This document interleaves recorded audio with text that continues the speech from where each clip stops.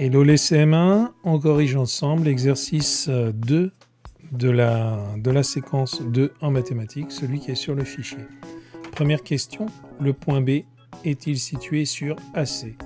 Donc le segment AC, c'est la ligne qui va relier A à C. Là, on voit clairement que le point B n'est pas sur le segment AC. Le segment AC, il va de là à là. On voit bien que B n'est pas dessus. On va donc marquer non sans tracer le segment AC. Le point D est-il situé sur CF? Donc ici, on a le point C. On a F ici. On a bien l'impression que D est dessus. Par contre, on va vérifier en traçant le segment. Donc, tu vois, je vais venir placer. Et là, je vais tracer. Je trace bien de C à F. Et oui, je vois que D est sur le segment. Ici, je vais donc marquer oui. Le point A est-il situé sur BJ? Le point B, il est ici. Le point J est ici. On voit que le point A ne peut pas être sur le segment BJ parce que le segment BJ, c'est la ligne qui va de B à J. Donc on va dire non.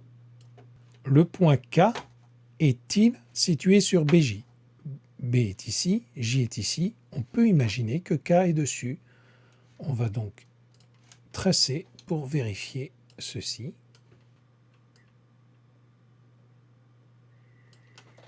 Et là, oui, il semble bien que K soit sur le segment BJ. On va le tracer. Et tu vois, K est sur le segment BJ. On va donc répondre oui.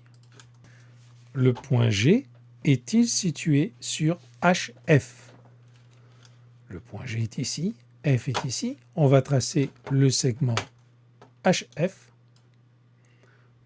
parce qu'on a l'impression qu'il est dessus. Et là, si on trace le segment HF, eh bien, on s'aperçoit que le point G n'est pas sur le segment HF. Donc là, on répondra non. Le point G est-il situé sur le segment GH? Le point G, il appartient au segment GH, tu vois? Le segment GH, il commence par le point G, il se termine par le point H.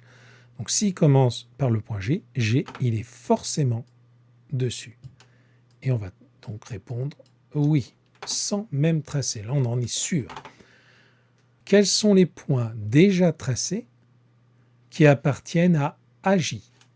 Donc, A est ici, J est ici. Et là, on s'aperçoit que sur le segment J, donc forcément, on a déjà A, puisqu'il fait partie du segment. On a le point B, le point L,